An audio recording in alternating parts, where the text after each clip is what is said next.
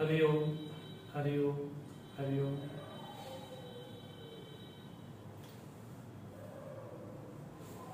भगवान श्री राम की अहेतु की कृपा से, पूज्य गुरुदेव की कृपा से, पूज्य गुरु जी की कृपा से, पूज्य स्वामी जी की कृपा से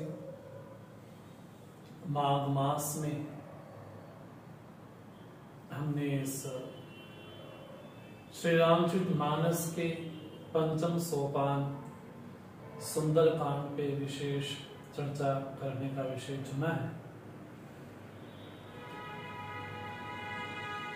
इस मास का महत्व इसलिए भी है कि भगवान श्री राम ने स्वयं ही प्रयागराज में कल्पवास किया था। तो भगवान राम का स्मरण करते हुए सुंदरकांड के जो गूढ़ रहस्य हैं उस विषय पर हम दूसरे दिन की यात्रा में आज आगे बढ़ते हैं। भगवान श्री राम पूज्य गुरुदेव को नमन करते हुए आज का सत्र हम प्रारंभ करते हैं।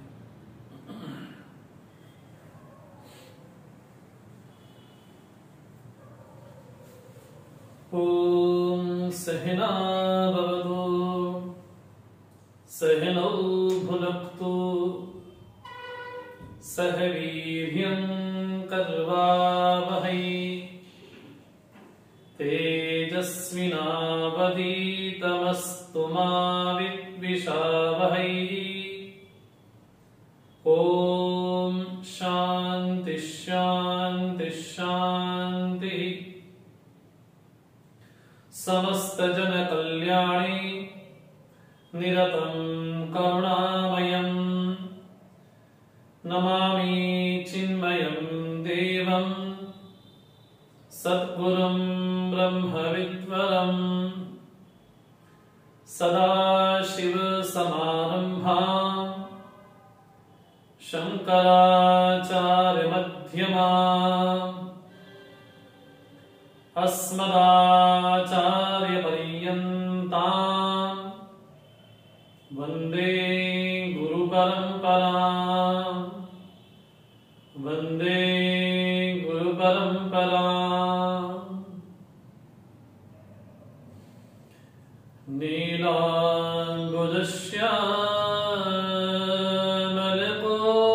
नीलाम्बुजश्यामलकोमलाङ्गं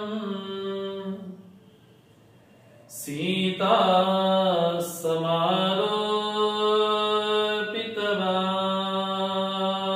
समारोपितवामभागम् पाणौ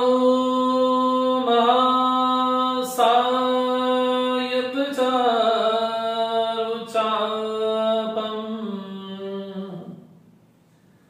नमामि रामं रघुवंशनाथम्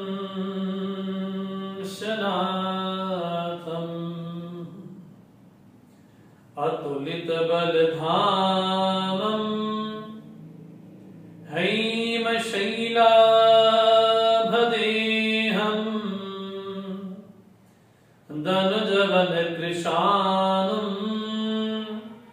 ज्ञानिनामग्रगण्यम् सकलगुणनिधानं वानराणामधीशम्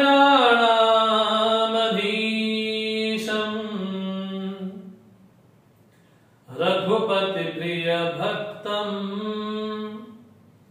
वातजातं नमामि रघुपतिप्रियदूतं वातजातं नमामि।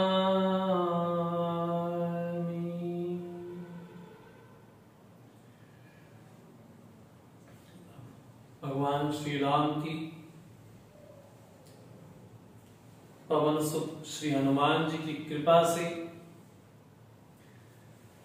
आज के इस दूसरे सत्र में हम प्रवेश करते हैं। कल आप लोगों के समक्ष श्री रामचरितमानस के जो भाव हैं,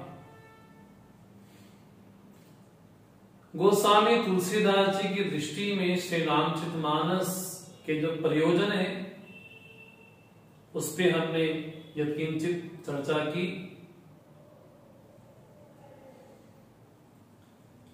80 वर्ष की आयु में आकर के गोस्वामी तुलसीदास जी ने श्री रामचरितमानस जैसे महान काव्यात्मक ग्रंथ की रचना की और इस ग्रंथ की रचना में करीब करीब 3 वर्ष लगे उनको। ये एक ऐसा अनुपम ग्रंथ है, ऐसा दिव्य ग्रंथ है कि एक बार रामचरितमानस का आश्रय मिल जाए जीवन में तो जीवन में पूर्ण विश्राम की प्राप्ति होती है। कल आपके समक्ष हमने एक विषय रखा कि तुलसीदास जी की दृष्टि में श्री रामचरितमानस एक मानसरोवर है, जिस सरोवर के 4 घाट हैं। एक तो भगवान शिव मानसरोवर में बैठ करके राम कथा करते हैं। गोस्वामी तुलसीदास जी की दृष्टि में भी श्री रामचरितमानस एक सरोवर की भांति है, जिस सरोवर के 4 घाट हैं, उन 4 घाटों पर 4 वक्ता और 4 श्रोता भगवान श्री राम की कथा का गुणगान करते हैं। पहला प्रयोजन गोस्वामी तुलसीदास जी ने कहा, स्वांत सुखाय तुलसी रघुनाथ गाथा भाषा निबंधम अति मंजुलम आतनोति। तुलसी आतनोति, तुलसीदास जी इसका विस्तार करते हैं, रघुनाथ की गाथा का विस्तार करते हैं। लेकिन प्रयोजन क्या है? गोस्वामी जी से पूछा गया कि आपकी रामचरितमानस की रचना में आपका व्यक्तिगत क्या प्रयोजन है? तो पहला प्रयोजन गोस्वामी जी ने कहा, स्वांत सुखाय, आत्मिक शांति के लिए, आत्मिक सुख के लिए, अपनी संतुष्टि के लिए, अपनी तृप्ति के लिए, स्वानुभव के लिए, स्वात्मानंद के लिए मैं श्री रामचरितमानस की रचना करता हूं। लेकिन इसके साथ साथ गोस्वामी जी ये भी सावधान कर देते हैं कि इस ग्रंथ का रचयिता मैं नहीं हूं। स्वयं गोस्वामी जी कहते हैं, रचि महेश निज मानस राखा। भगवान महेश ने इसकी रचना की और रचना करने के बाद इसको अपने मन में रखा और सुसमय पाकर के भवानी के प्रति भगवान शिव ने राम कथा कही। इसलिए गोस्वामी जी कहते हैं कि रचना मेरी नहीं, ये रचना भगवान शिव की है, लेकिन मैं उसका विस्तार करता हूं। लेकिन किस रूप में? भाषा निबद्धम, जो लौकिक भाषा है उस लौकिक भाषा में मैं इसकी रचना करता हूं, ऐसा कहते हैं। गोस्वामी जी ने पहले संस्कृत में इस ग्रंथ की रचना करनी चाहिए, लेकिन जितने को पत्र लिखते थे वो कहीं ना कहीं खो जाते थे। तो भगवान शिव ने ही आकर के गोस्वामी तुलसीदास जी को कहा कि नहीं, अब तक संस्कृत में अनेक ग्रंथ लिखे जा चुके हैं, अब राम कथा को तुम भाषा में निबद्ध करो। तो भगवान शिव की प्रेरणा से ही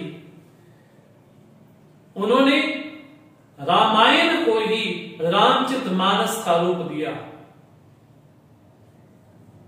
अनेकों अनेकों रामायण हैं, चाहे वो कदम्ब रामायण हो, वाल्मीकि रामायण हो, अध्यात्म रामायण हो, अनेकों रामायणें प्राप्त होती हैं।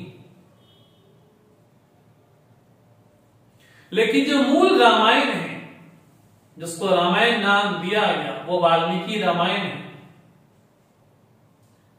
रामस्य अयनम, जो अयन शब्द है, रामस्य राम, और अयन को थोड़ा तोड़ करके देखें, अयन के दो अर्थ होते हैं। एक अयन का अर्थ होता है मार्ग, और एक अयन का अर्थ होता है घर। जो राम की ओर हमें प्रशस्त करे,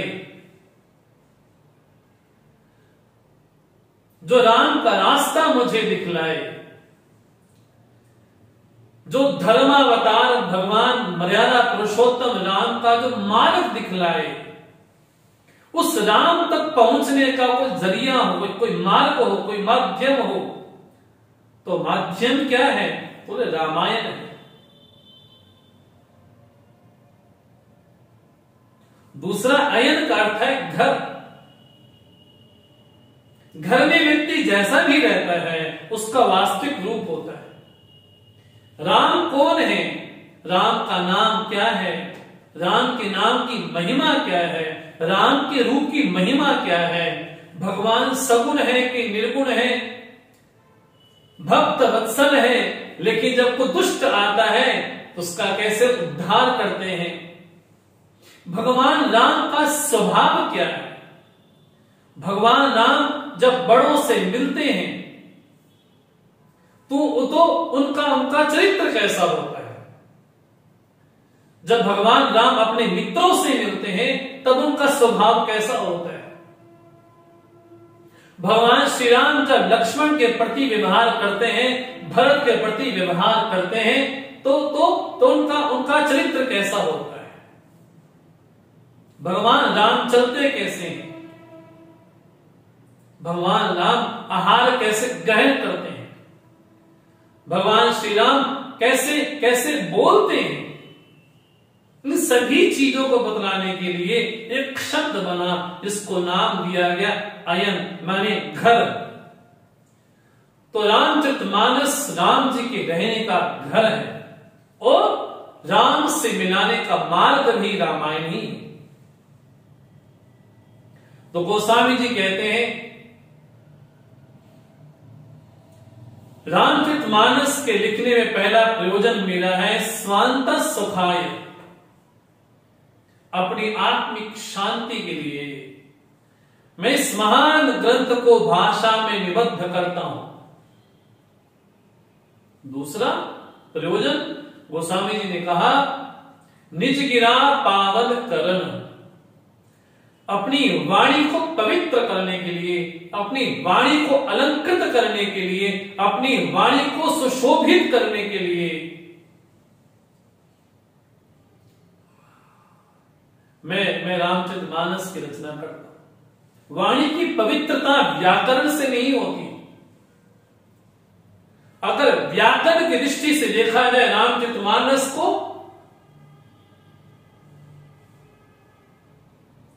तो हो सकता है बहुत सारी गलतियां भी। इसलिए गोस्वामी जी कहते हैं का भाषा का सो संस्कृत। दोहावली में गोस्वामी जी कहते हैं भाषा कोई भी हो, चाहे संस्कृत हो चाहे कोई हो, लेकिन उसमें सत्य होना चाहिए। तो गोस्वामी जी ने कहा निज गिरा पावन करण, अपनी वाणी को पवित्र करने के लिए। तीसरा प्रयोजन गोस्वामी जी ने कहा मोरे मन प्रबोध जही होई, जिस प्रकार मेरा जो ज्ञान निर्मल हो, ज्ञान निर्मल होना आवश्यक है, बुद्धि तीक्ष्ण भी हो, सूक्ष्म भी हो, लेकिन बुद्धि साथ में निर्मल भी हो। केवल तीक्ष्ण बुद्धि से साधक नहीं हो सकते। साधक हो, लेकिन साधक में तीक्ष्ण बुद्धि भी हो, लेकिन तीक्ष्ण बुद्धि के साथ साथ उसकी बुद्धि निर्मल भी हो। इसलिए गोस्वामी जी ने कहा, निज गिरा पावन कर मोरे मन प्रबोध जहि होई। जिस प्रकार मेरा ज्ञान निर्मल हो, उस ज्ञान को निर्मल करने के लिए मैं रामचरितमानस की रचना करता हूं। लेकिन गोस्वामी जी की रामचरितमानस में और अन्य रामायण में क्या विशेष अंतर है, ये बड़ा सूक्ष्म रहस्य है। रामायण में बहुत हैं। ऐसा कहा जाता है, गोस्वामी जी जब ग्रंथ लिख रहे थे तो काशी के जो विद्वान थे उन्होंने काफी विरोध किया कि तुम भाषा में क्यों लिखते हो, संस्कृत में लिखो। तो उस समय जो लोक भाषा थी वो संस्कृत ही थी। लेकिन गोस्वामी जी ने कहा कि नहीं, भगवान शिव का आदेश है, इस राम गाथा को मैं भाषा में लिखूं। लेकिन अन्य रामायणों की अपेक्षा श्री रामचरितमानस की ये विशेषता है, क्योंकि गोस्वामी जी ने कहा कि रामचरितमानस एक सरोवर की भांति है। जिस सरोवर में, जैसे कल हमने निवेदन किया कि प्राचीन समय में जब सरोवर बनाए जाते थे तो 3 तरह तो सीढ़ियां होती थी उतरने के लिए, लेकिन एक रास्ता बिल्कुल सपाट होता था, वो पशुओं के लिए। तो गोस्वामी जी की रामचरितमानस की यही विशेषता है। यहां पर गोस्वामी जी कहते हैं केवल रामचरितमानस विद्वानों के लिए हो, सो नहीं, सभी के लिए हो, लोक रंजन के लिए हो। बुद्ध विश्राम सकल जन रंजनी। जो बुद्ध लोग हैं, जो बुद्धिमान लोग हैं, जो बुद्धिजीवी लोग हैं, जो सुसंस्कृत लोग हैं, वो श्री रामचरितमानस में आकर के उसका श्रवण विशेष करके आत्मानुभव भी कर सके। और सकल जन रंजनी, जो सामान्य जन है उनका मनोरंजन भी होना चाहिए, लेकिन मनोरंजन का जो विषय हो वो विषय बड़ा सात्विक होना चाहिए। इसलिए गोस्वामी जी की रामचरितमानस की विशेषता है कि यहां पर 4 घाट है।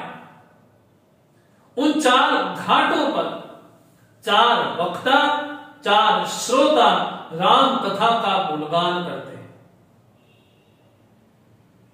एक घाट है ज्ञान का घाट,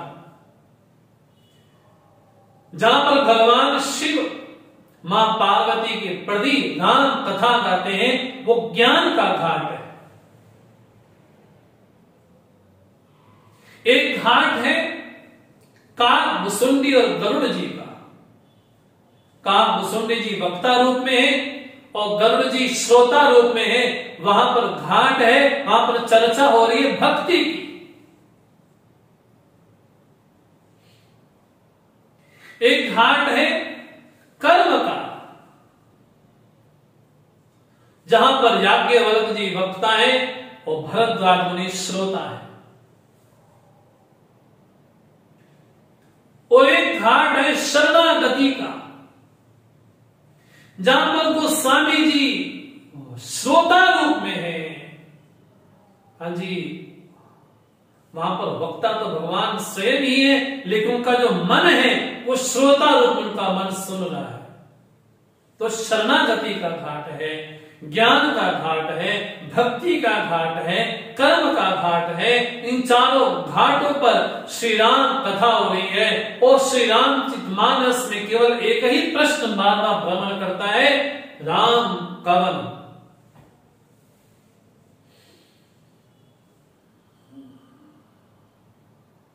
भगवान शिव जब राम जी को देखते हैं, जब जानकी जी का उनसे वियोग हो गया, तो आकाश गमन करते हुए मां सती उनके साथ में, तो भगवान शिव क्या देखते हैं कि भगवान राम अभिनय करते हुए और पेड़ों से, लताओं से पूछ रहे हैं, तुम देखी सीता मृग नयनी, क्या तुमने मेरी सीता को देखा है? तो राम जी विलाप कर रहे हैं और भगवान शिव आकाश गमन करते हुए मां सती के साथ, भगवान शिव ने जैसे ही देखा, भगवान शिव ने कहा, प्रभु अभिनय करना कोई आपसे ही सीखे।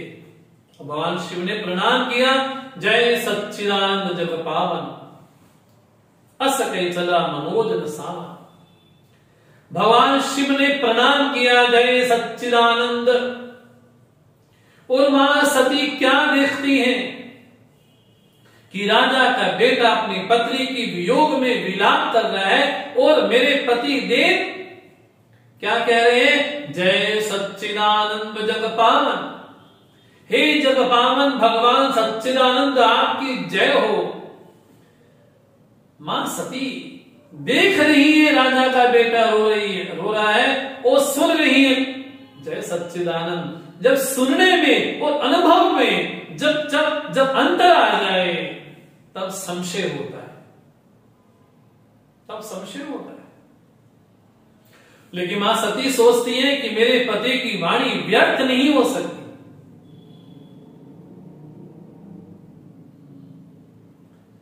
मेरा अनुभव भी झूठा नहीं हो सकता। सुना कुछ और अनुभव कुछ और हो रहा है। सुना जय सच्चिदानंद, अनुभव हो रहा है कि राजा का बेटा रो रहा है। ठीक इसको वेदांत की दृष्टि से देखा जाए, जब वेदांत ये कहता है तत्त्वमसि, तुम वही हो, तो वेदांत के वाक्य पे अश्रद्धा नहीं हो सकती, वो वाक्य झूठा नहीं हो सकता, वेदांत का वाक्य असत्य नहीं हो सकता कि तुम वही हो। तो सुना जा रहा है तत्त्वमसि, लेकिन अनुभव हो रहा है मैं तो जन्मने वाला हूं, मैं तो मरने वाला हूं, मेरे समान कोई दुखी नहीं, मेरे समान कोई संतप्त नहीं, मेरे समान कोई पापी नहीं, मेरे समान कोई दुराचारी नहीं, मैं तो मरने वाला हूं, जन्मने वाला हूं। और वेदांत ये कहता है तत्त्वमसि, अनुभव ये हो रहा है कि मैं मरने वाला हूं, जन्मने वाला हूं। जब दोनों में अंतर दिखाई पड़े, तो वहां पर एक यात्रा प्रारंभ होती है। उस यात्रा का नाम है संशय से जिज्ञासा की यात्रा। ब्रह्म की परीक्षा नहीं होती, जो भूल मां सती ने की। भगवान शिव के अनेक बार कहने के बाद भी मां सती नहीं मानी, वो स्वयं ही चल पड़ी परीक्षा लेने के लिए। बार बार भगवान शिव ने समझाया, उसके बाद भी नहीं समझी, तो परीक्षा लेने के लिए वहां पर जाती हैं। लेकिन थोड़ी गलती मां ने कर दी। मां ने जानकी जी का रूप धारण कर लिया, और भगवान राम तो उनको पहचान ही गए। इसलिए ब्रह्म की परीक्षा नहीं होती, ब्रह्म की जिज्ञासा होती है। तो वहां पर मां सती ने जब अपना सीता रूप लेकर के गई, तो राम जी ने पहचान लिया और सब भेद प्रकट हो गया। और पुनः आकर के सत्य वाचन किया कि मैंने परीक्षा नहीं ली, मैंने आपके ही समान उनको प्रणाम किया। तो वहां पर आगे कैसा प्रसंग आता है कि भगवान शिव ने मन ही मन उनका त्याग कर दिया, और मां सती दक्ष यज्ञ में अपने शरीर को विध्वंस करती हैं। पुनः हिमालय की कन्या बन करके, पार्वती बन करके आती हैं। पुनः वो जिज्ञासा बन करके, वो जिज्ञासु बन करके आती हैं। तब भगवान शिव ज्ञान के घाट पर भगवान शिव मां पार्वती को भगवान राम की कथा सुनाते हैं। ये ज्ञान का घाट है। जब नागपाश ने, मेघनाथ ने राम लक्ष्मण जी को बांध लिया, तब गरुड़ जी आते हैं और उनका जो नागपाश दूर करते हैं। और गरुड़ जी जब वापिस जा रहे होते हैं, वो सोचते हैं कि यही भगवान है, अगर मैं नहीं आता तो ये तो नागपाश में बंधे रहते, तो ये तो भगवान नहीं हो सकते, राम कौन है फिर? तो शिव की प्रेरणा से फिर वो काकभुसुंडी के पास जाते हैं और प्रश्न क्या होता है, राम कवन, राम कौन है?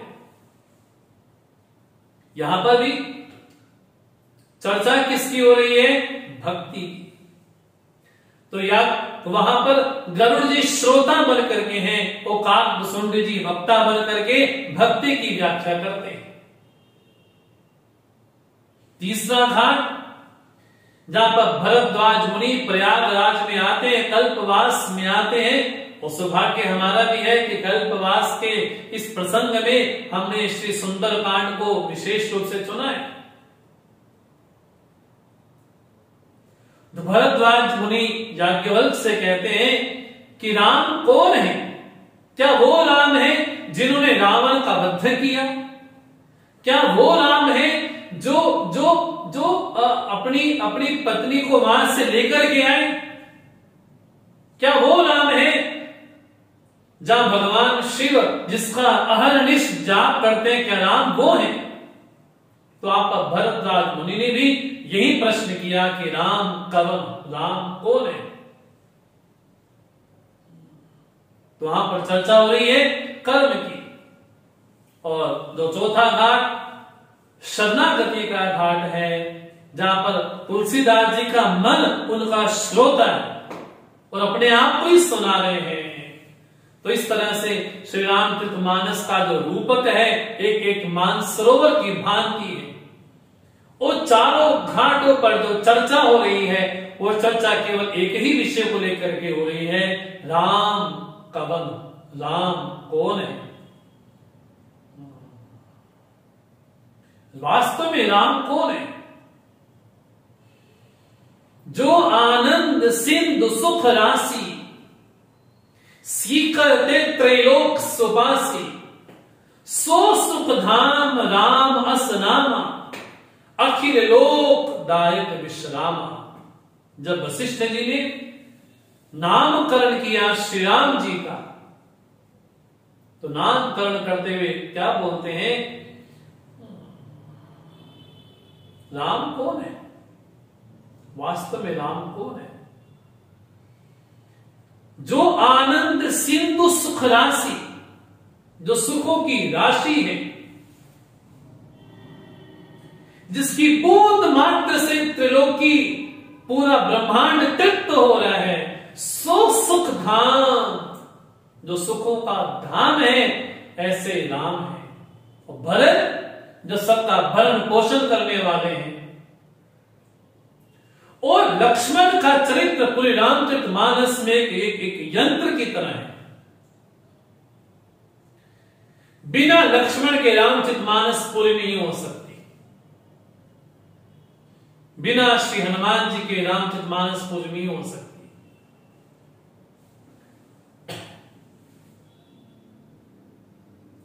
लक्ष्मण कौन है? जो राम जी का यंत्र है, जो राम जी का महायंत्र है। और शत्रुघ्न एक मौन की तरह वहां पर स्थित है। तो इस तरह से श्री रामचरितमानस अपने आप में एक वेदतुल्य ग्रंथ है। उस वेदतुल्य ग्रंथ में जो हृदय स्थान है रामचरितमानस का, वो हृदय स्थान है सुंदरकांड। और इस सुंदरकांड के महानायक कोई हैं तो श्री हनुमान जी हैं। और हनुमान शब्द से हमारे चित्त में क्या प्रकट होता है?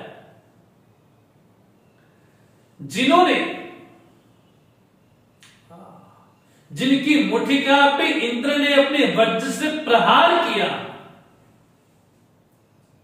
और उनकी हनु पे थोड़ी सी चोट सी आई, तो उनका नाम पड़ गया हनुमान।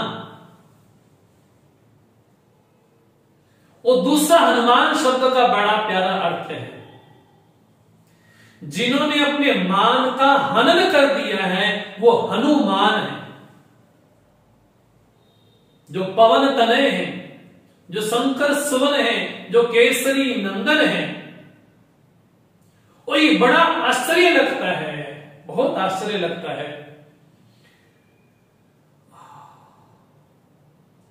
कि एक तरफ हम उनको शंकरावतार कहते हैं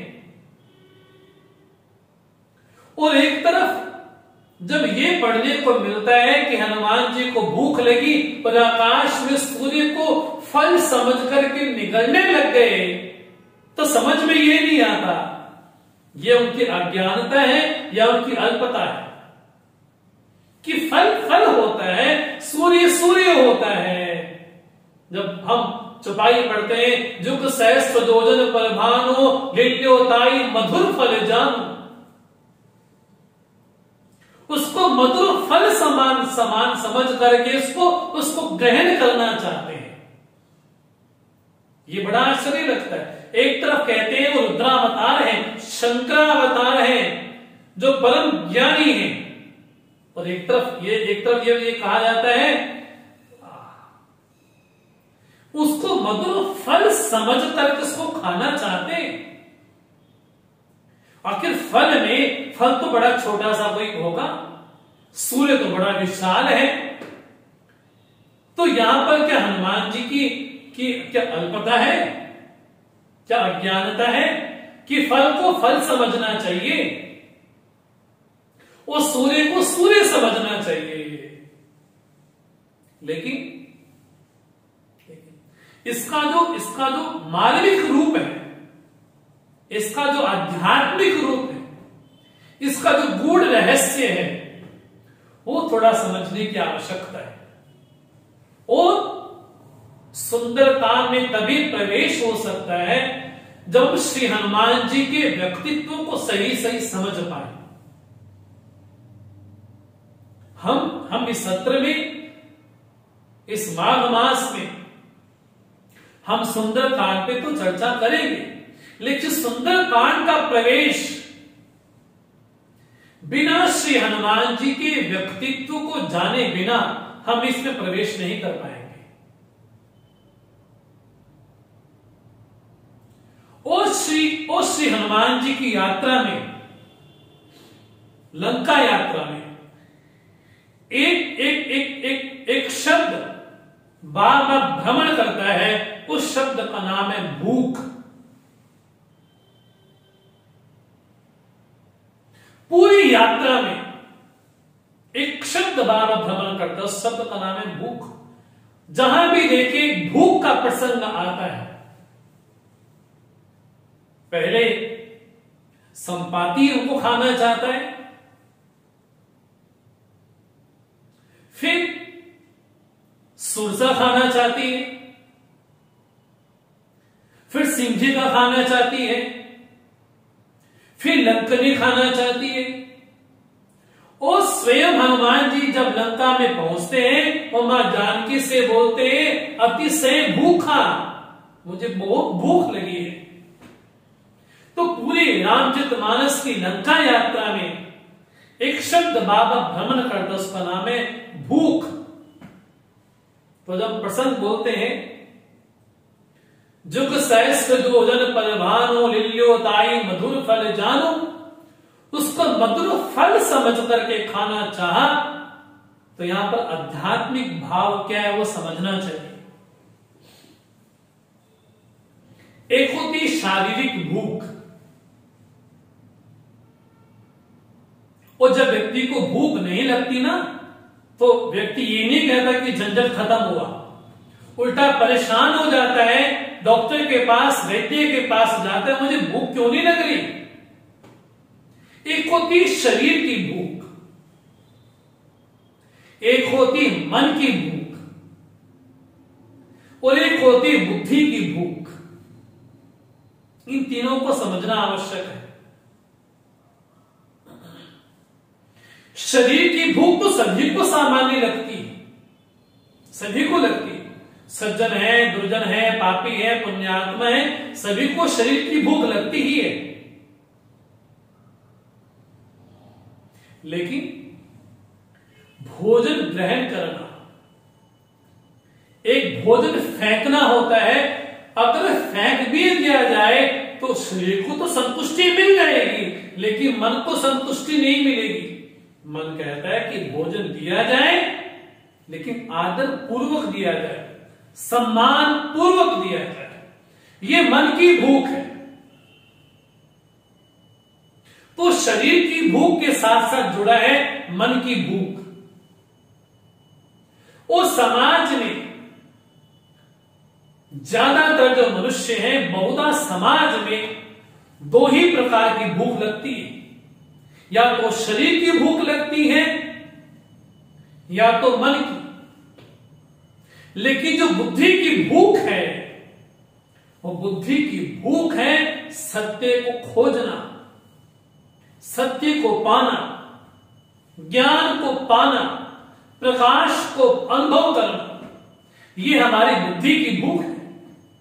उस समाज में बहुधा लोग, बहुधा माने बहुता, बहुत लोग समाज में दो ही तरह की भूख से लोग पीड़ित हैं, या तो शरीर की भूख से, या तो मन की भूख से।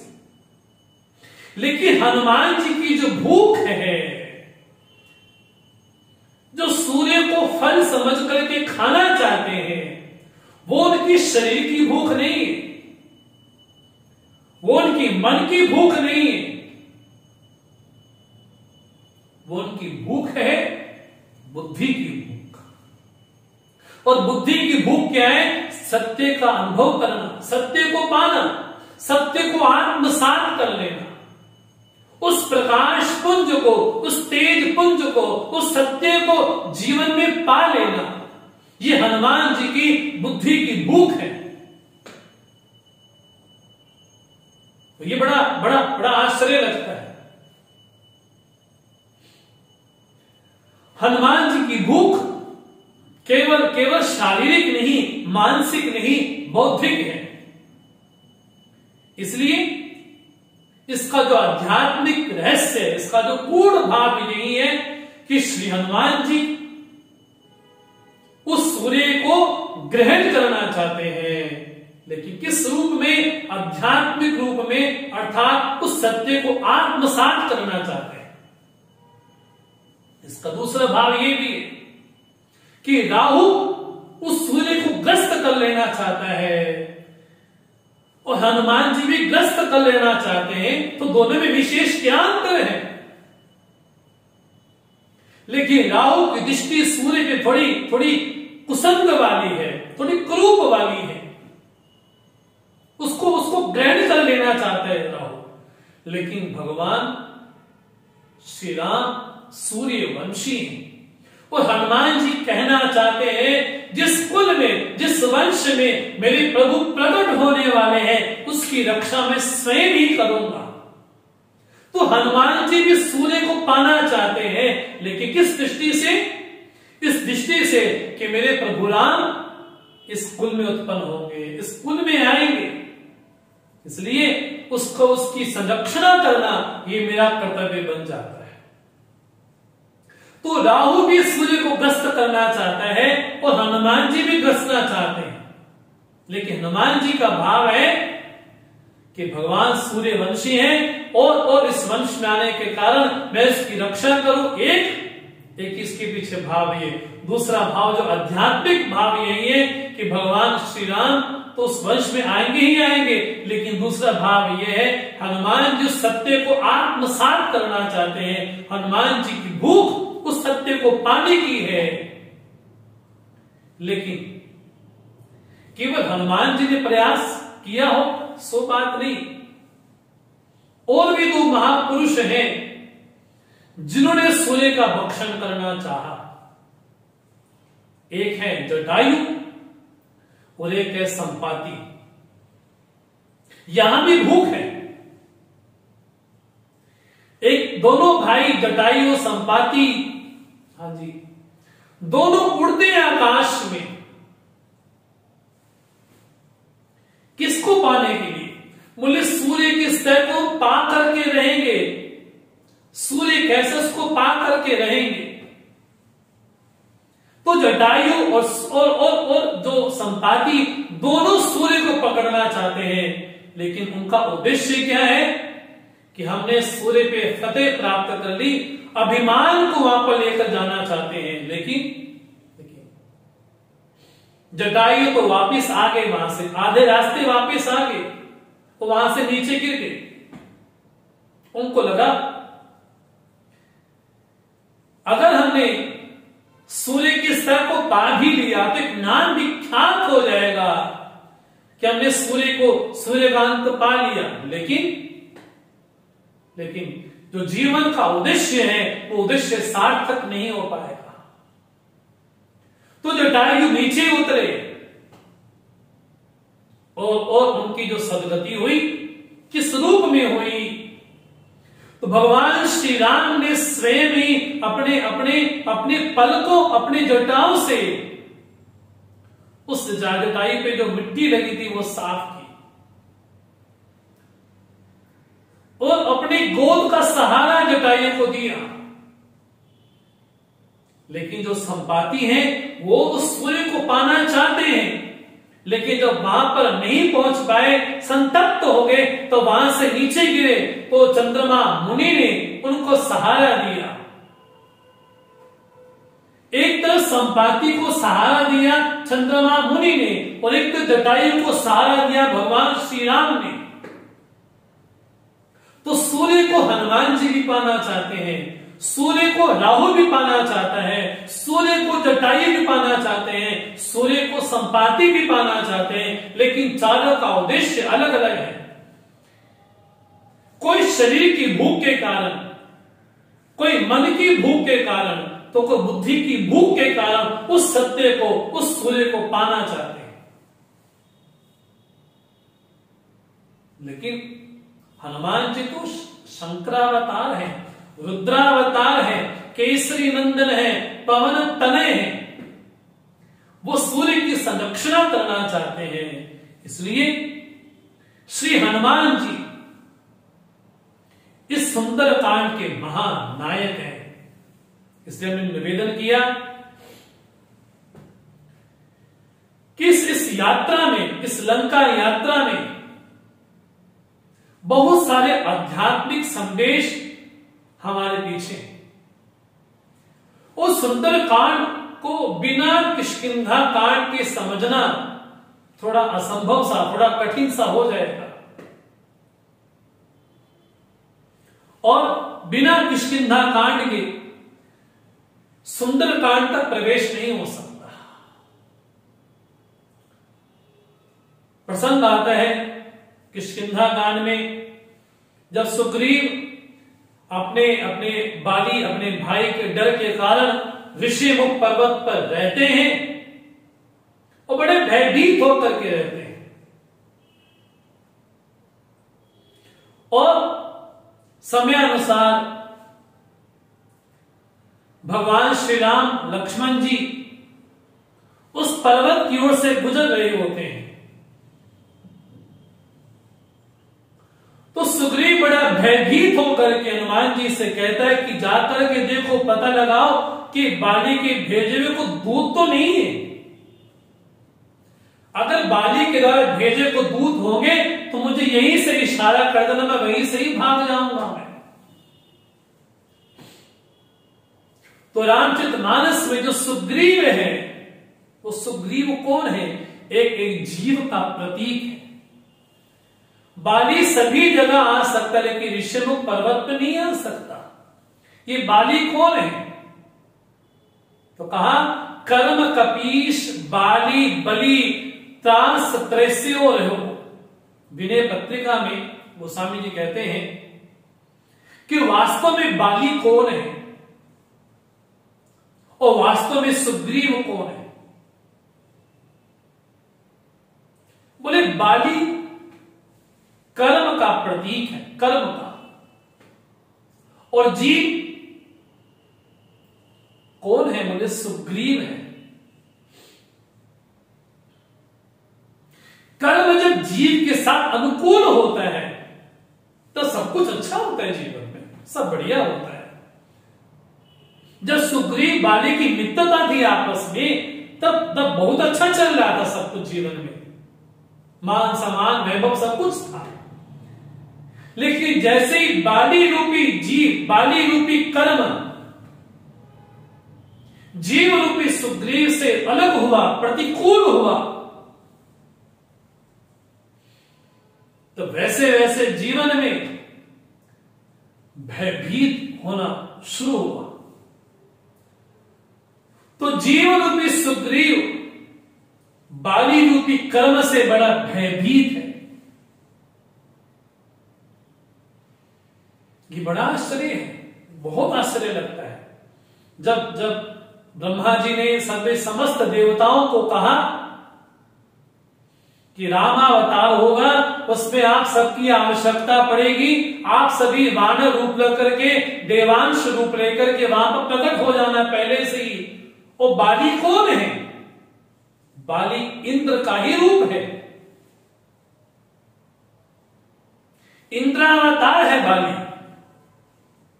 इसलिए हम देखते हैं कि इंद्र को कितना लगता है कि मेरी विजय होनी चाहिए, मेरी विजय होनी चाहिए। इसलिए जब इंद्र रूप में बाली आता है तो बाली को लगता है कि नहीं, राम के आने के पहले अगर राम आकर के रावण को मार देंगे तो मेरा नाम कहां से होगा।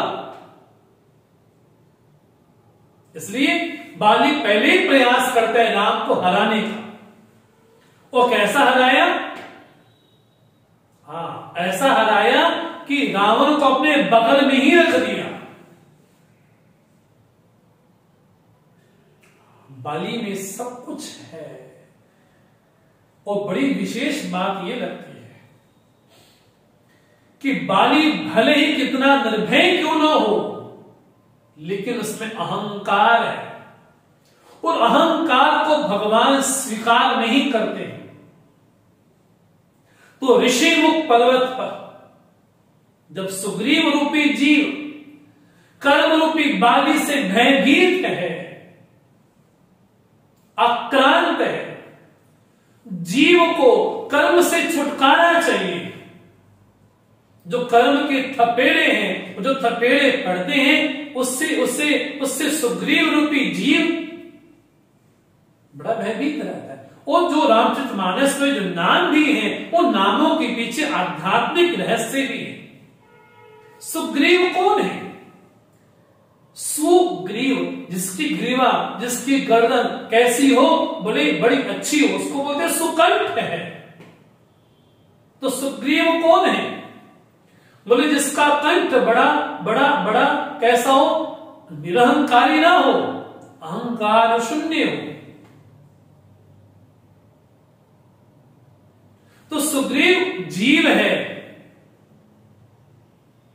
जो निराभिमानी होना चाहता है जीवन में, लेकिन कर्म के थपेड़ों से इतना आक्रांत है, इतना भयभीत है कि राम लखन को देखने के बाद भी मन में भय ये बैठा हुआ है कि बाली ने कहीं भेजा तो नहीं है।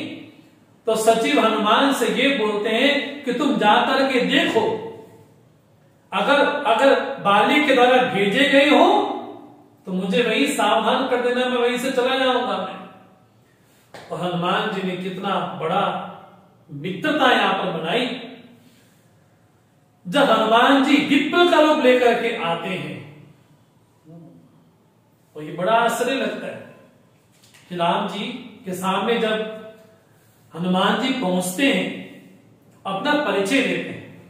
हनुमान जी बोलते हैं, राम जी तो पहचान गए कि कौन है, लेकिन हनुमान जी परिचय क्या देते? एक मैं मंद मोह बस कुटिल हृदय अज्ञान। प्रभु मैं अपनी कमजोरियां तो जानता हूं, एक तो मैं मंद हूं और मोह से बड़ा व्याकुल हूं और कुटिल हृदय वाला हूं। ये बात तो मेरे अवगुणों की है। आपने मुझे नहीं पहचाना मेरे अवगुणों के कारण।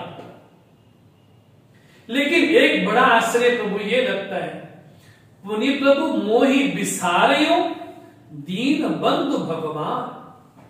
और आपने मुझे विसार दिया, आप मुझे ही भूल गए। आप दीन बंधु भगवान है। लेकिन यहां पर हनुमान जी थोड़ी सी गलती कर गए। और उस गलती को लेकर के हनुमान जी ने जैसी गलती की, राम जी हंस पड़े। हनुमान जी ने गलती क्या की कि ब्राह्मण का वेश लेकर के गए और राम जी को प्रणाम किया।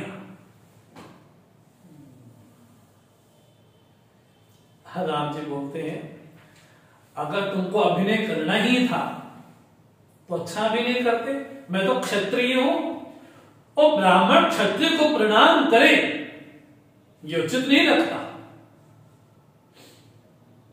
और तुमने प्रणाम किया है, इसका मतलब हनुमान तुम्हारा जो अभिनय है उसमें थोड़ी कमी जरूर है। वहां पर हनुमान जी क्षमा याचना करते हैं, प्रभु आप तो साक्षात परमात्मा ही हैं, जगत का कल्याण करने के लिए अवतरित हुए हैं। हनुमान जी कहते हैं कि एक आपका दास है और मेरा प्रधानमंत्री है सुग्रीव, वो वहां पर बैठा हुआ है और उसको आप कृतार्थ कर दीजिए। यहां पर जो मित्रता का बड़ा प्यारा प्रसंग हनुमान जी ने दिया है, हनुमान जी को लगा कि प्रभु मैं बड़े धर्म संकट में फंस गया हूं। तो राम जी को लगा क्या धर्म संकट? बोले जीव रूपी सुग्रीव तू पर बैठा हुआ है, कर्म से आक्रांत होकर के उसको नीचे लेकर के आओ। लेकिन ये यात्रा तो बड़ी अजीब से लगती है। अध्यात्म की यात्रा होती है नीचे से ऊपर जाना। अध्यात्म की यात्रा अगर ईश्वर की प्राप्ति करनी है तो यात्रा कहां से हो? नीचे से ऊपर जाया जाए।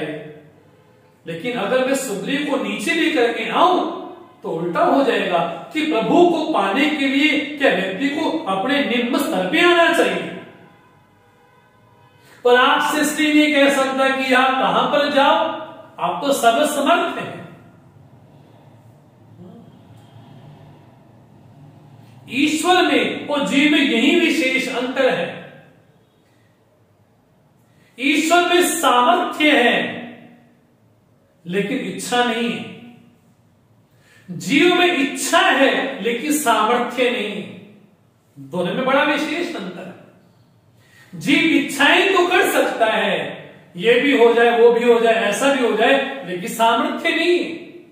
लेकिन ईश्वर के पास सामर्थ्य है लेकिन इच्छा नहीं होने के कारण वो अनीह है।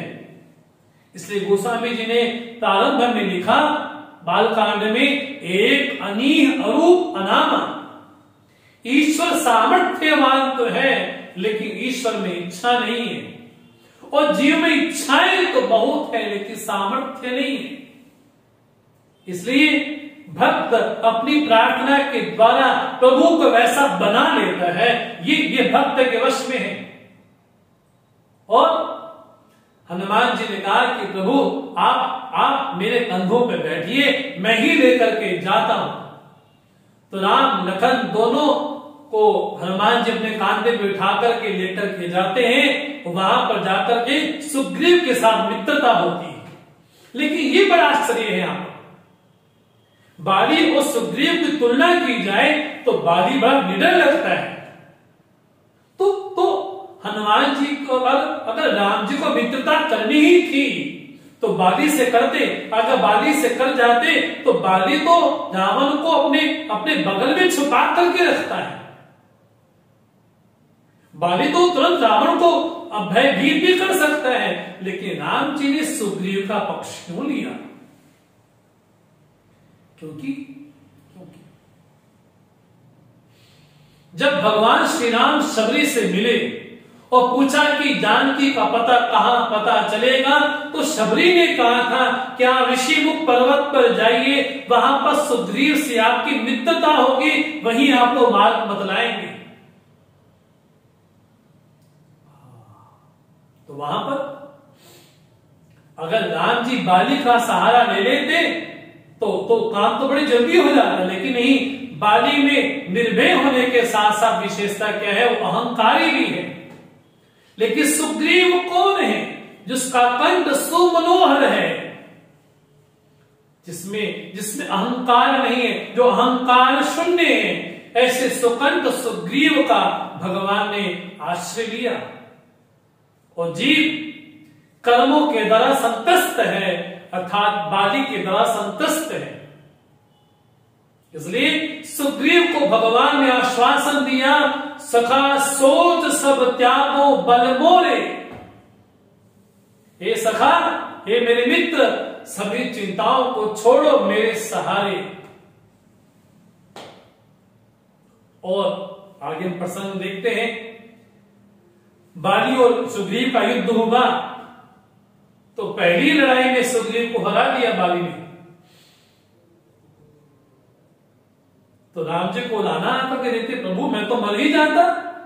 तो राम जी ने कहा, मैं दोनों को पहचान नहीं पाया, दोनों एक ही समान लगते हो, तो क्या करें। तो राम जी ने एक माला अपने गले से उतारी, उस सुग्रीव के गले में पहनाई और इस तरह से भेद करके वहां पर भगवान ने बाली का वध किया।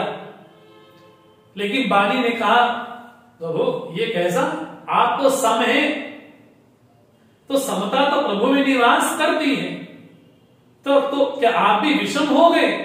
बोल नहीं, तुम्हारे में अहंकार ने प्रवेश कर लिया था, इसलिए बाली जो इंद्र का ही अंश है, उसने अपने पुत्र अंगद को भगवान को समर्पित किया कि तुम उनकी सेवा में रहो। इसलिए राम जी ने मित्रता की, तो मित्रता की केवल सुग्रीव से, जिसके जीवन में अहंकार शून्य है, उसी का भगवान क्या लेते हैं, सहारा लेते हैं। इसलिए सुंदर कांड में प्रवेश करने के लिए किष्किंधा कांड के द्वारा ही हम उस महात्म सुंदर कांड में प्रवेश कर पाएंगे। इस सुंदर कांड की विशेषता ऐसी क्यों है? कल हमने एक श्लोक सुनाया था।